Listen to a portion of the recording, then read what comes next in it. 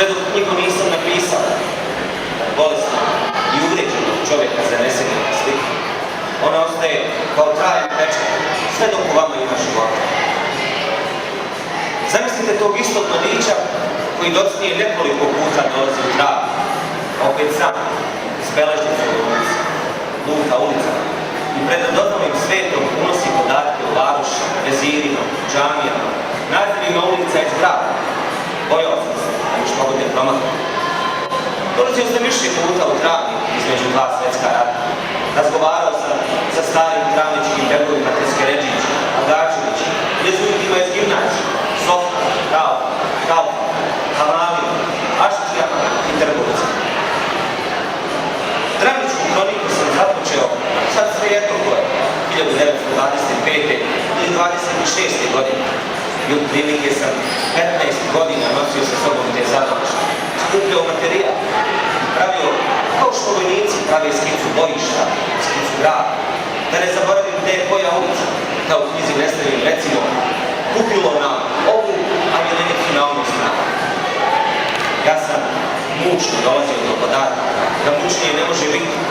Bit sam pogubio u partijskim podrumima, stalažima, razasutim dokumentima. Kada sam bio u konzulatima u Beču i Parizu, svojom rukom sam prevrnuo i prepisao svaki dokument iz arhiva Austrije i Francuske, svaki konzulski izvještaj strahnika koje su Gerdavi, von Mikesen i ostali generalni konzuli slali svojim carevima i ministrima. U okupiranom Beogradu, u jednoj sobi, od rane jeseni 1941. do aprila mjeseca 1942. godine trajale su strahovite muke pisanja. Ne zaboravite da je Georges Simenon rekao da je pisanje muka živa. To je rekao pisac, koga uspjeh nije mi moćao. Najteže je bilo prikazati ljude, njihovu granicu, remeklu roman, boju i nasljeđe Kasave. I najposlije sam po dosta teškim prilikama u Drugom svjetskom ratu rešio da sve to nekako stavim na hartiju, imajući prisilno dosta slobodnog vremena. I to krpu, kada kažem krpu, mislim na čitav kofer, isečaka iz novina, zabeležaka i slika, stavio sam pred sebe. I sada je od toga trebalo napraviti knjigu. Ja sam to učinio kako sam najbolje mogao i znao, zastajući, vraćajući se i proučavajući iz tih svojih materijala sve ono što je vezano za društvo iz koga su ti konzuli došli. Iz njihovih izvještaja i iz mojih zabeležaka ja sam polako i mučno sastavljao tu knjigu za koju u tim prilikama nisam islutio da će ikada biti objavljena. Rekao sam polako i mučno, da vas ne bih prevario ako bih rekao da je to napisano onako u jednom veselom zaletu duhu. I tako je travnik ušao u moju unutarnju radionicu. Ja sam ga sigurno i zavoleo, vrteći se neprestano oko istih kuća, istih brežulja, iste reke, dok sve to nije počelo da pogleda, da se kreće. Na taj način nekako sam se srodio sa ovim gradom kojeg sam, iako sam u njemu rođen, malo poznao.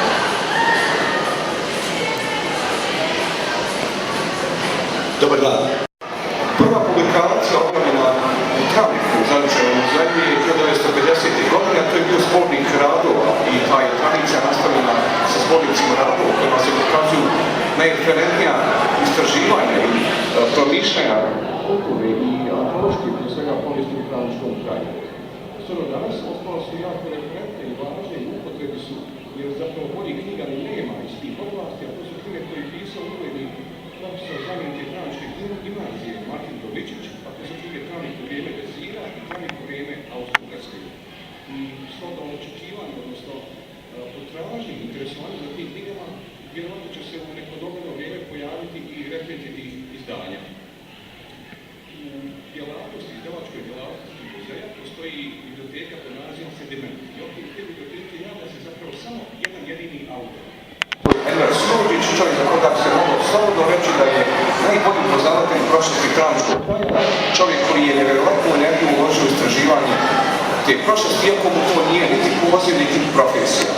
On je objavio nekoliko knjiga, to su Travničke saga Kule koje je doživjela broj izdanja, zatim Lakša i Trojičan, kao prilog povijesti Travničkog kraja, Džamija Travnika, knjiga koja je doživjela 2 izdanja i njegovo posljednje djelo je knjiga pod nazivom Stari vodovodi i vodogradnje u Travniku iz 2012. godine.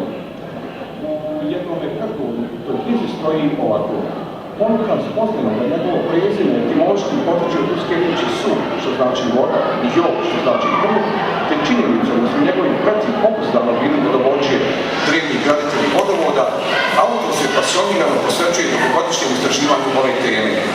Tako nastaje originalno djelo sa dragocenim podacima o svemu što se odnosi na vodu i gradnje na vodi u Travniku. Priča o vodovođija zaintrigirala je ovog travnikofila, a svojom istraživačkom pasijom stane otkrivati jedan iščezli, gotovo nepoznati, zaboravljeni vodeni svijet Travnika.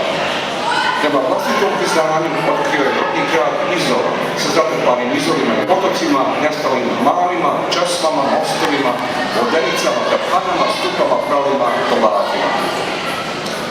Od vodiča kroz zbirki Depana se mogla bi se izdvojiti knjižica koja ima naslov Vodič kroz memorijalni muzej Ive Anića, životnu literaturu. Moglo bi se reći da je posljednjih nekoliko godina sa svojom vlatošću Travnički memorijalni muzej Ive Anića se nametnuo kao možda najreferentnije i najznačajnije mjesto u Bosni i Hercegovini za upoznanje sa književnim nasljeđem i životopisom ovoga Mladolovaca. I to je zapravo jedan od razloga zašto smo se odlučili da objavimo ovu knjižicu, jer u Travnik zaista svake godine dolazi sve više turista iz zemlje, iz inostranstva, iz cijeloga svijeta. Jedan od glavnih razloga njegov dolaska u Travnik jeste zapravo da vidje to mjesto dakle je potekao slavni pisac, da još uvijek postoji određene topose lokalitete iz njegove, da tako kažem, travničke prolozi, iz travničke kolike, priče o Zirovom slonu, koji čaša i tako dalje. I ovaj nas vodič, osim samog životopisa i kratke biografije, upućuje ono što je stalno postao muzeja, govori o naravno o jednoj velikoj temi, njegove književnosti, temi koju je umjetnik se dotaknuo svog zavičaja i to je svakako roman Travnička kronika. Od drugih publikacija mogli smo izdvojiti jednu knjižicu koja je zapravo ide u par sa DVD-om, sa CD-om, a zove se Time Machine, tvrđava Stari grad Travnik.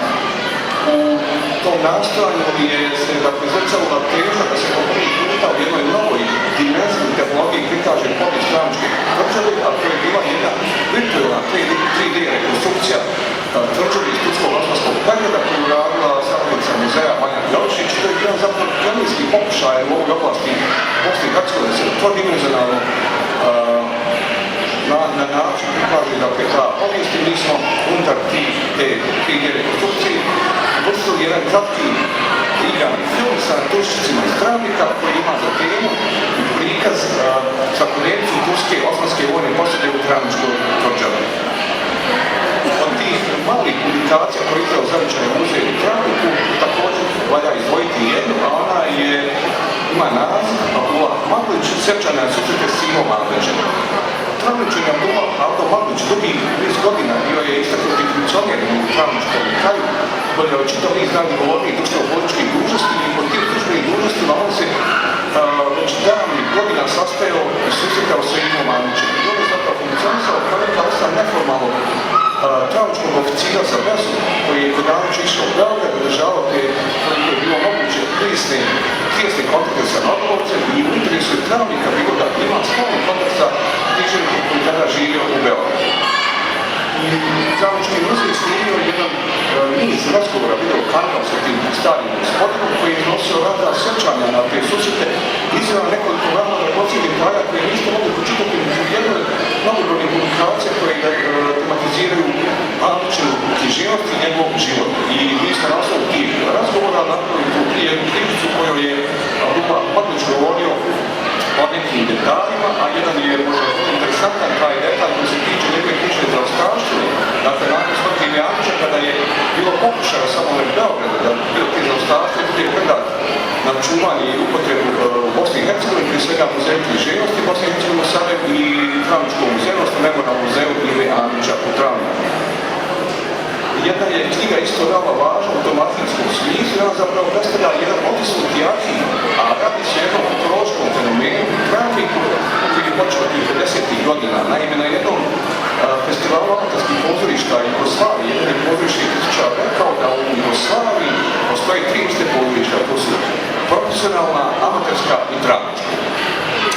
Autor knjige pod nazivom travničko područje 1954. do 1984. godine je Mirko Adžaj, čovjek koji je nositelj jednog rekorda u Bosni i Hercegovini koji po svemu sudeći nikada neće biti niti dosljedno, niti prevaziđen.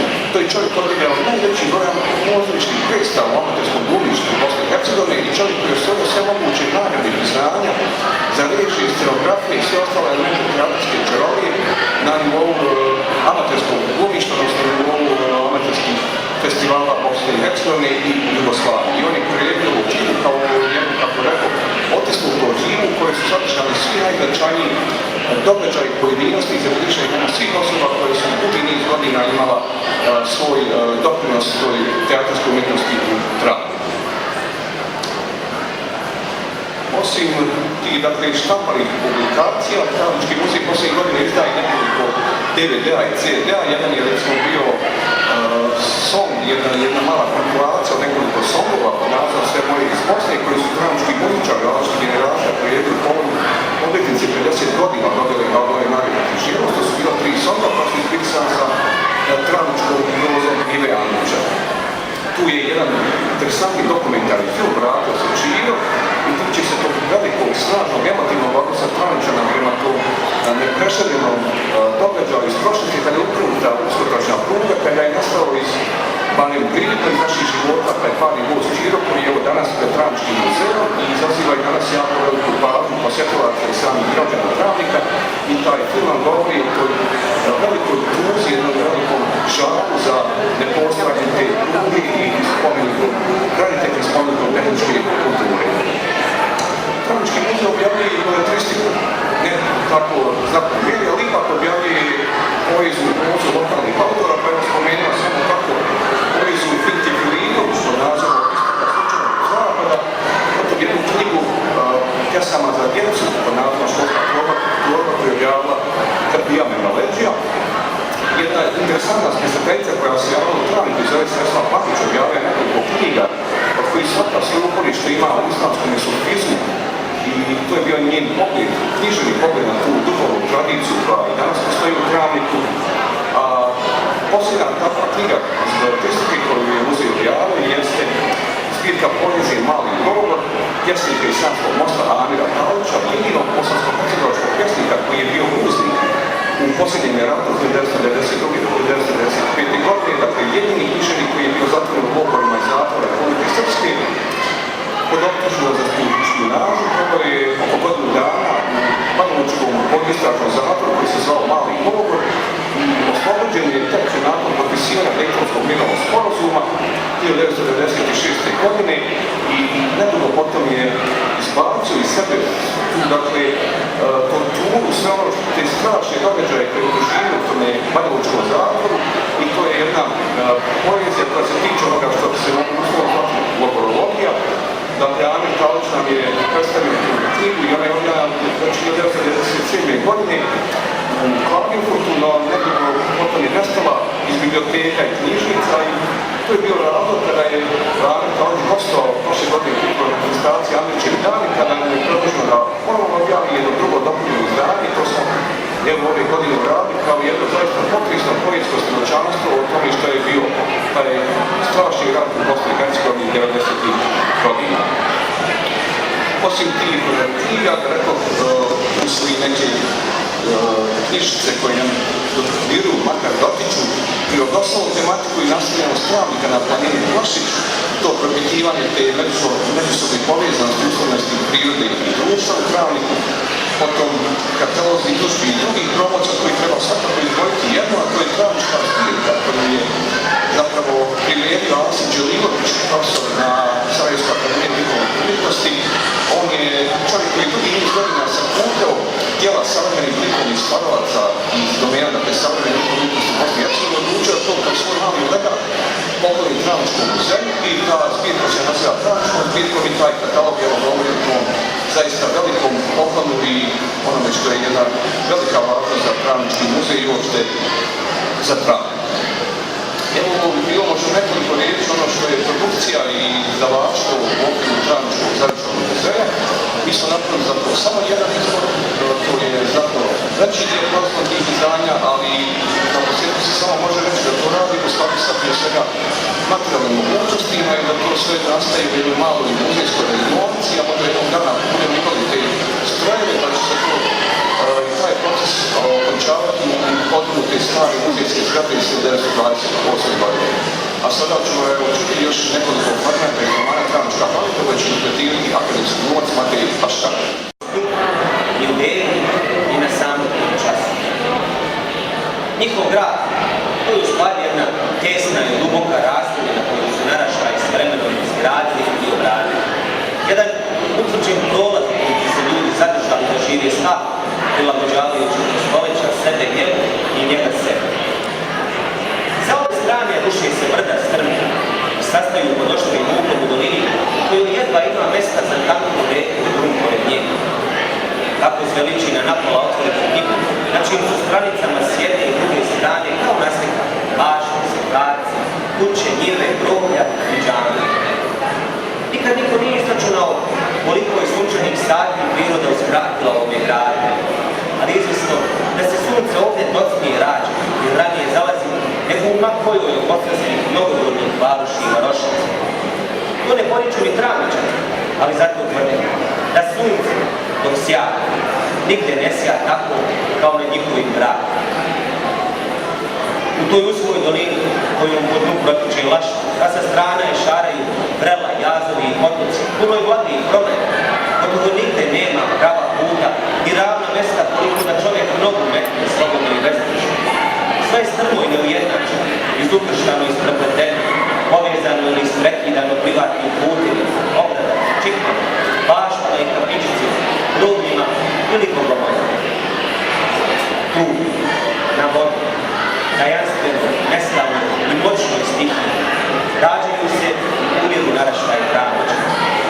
Oni rastu, slabunjavi i bledoliki, ali otporni i svemu dolazi. Tu žive sa vezinskim konakom pred očima. Gorni, kankovijas, izdani, provjerač i mulici. Tu posmiju i stiču, ili sebe dokoli i siliti. Svi uzdržljivi i opresni. Ne znaju za glasan smijeh, ali umeju da se podsmijeti. Malo govore, ali vole da šapati ogovaraju. I tu se sahranjuju, kad im dođe vreme, svaki po svojoj veri i svojim običajima, u podvodna groblja praveći mjesta mnogom sličnom naraštaju. Kako se smenjuju pokolenja, gledaju jedan drugom ne samo utvrđene telesne i duševne osobine, nego i zemlju i veru, ne samo nasledno osjećanje mere i granice, ne samo znanje i razlikovanje svih staza, kapičika i prolaza svoje zamršene varoši, nego i urođenu sposobnost za poznavanje svijeta i ljudi uopšte. Sa svim tim dolazi Travnička deca na svijet, ali više od svega sa gornošću. Gornošću, to im je druga priroda, živa sila koja kroz ceo život prati i pokreće i udara im vidan znak po kome se razlikuju od ostalog svijeta. Njihova gordost nema ničeg zajedničkog sa naivnom nadmenošću obogaćenih seljaka i sitnih kasabalija koji se zadovoljno sami sobom vidio prse i glasno hvali. Njihova gordost je napoljena, sva unutra. Više jedno teško nasljeđe i mučna obaveza prema sebi, svojoj porodici i varoši. Upravo prema visokoj, gordoj i nedostižnoj predstavi koju oni imaju o sebi samima i svojoj varoši.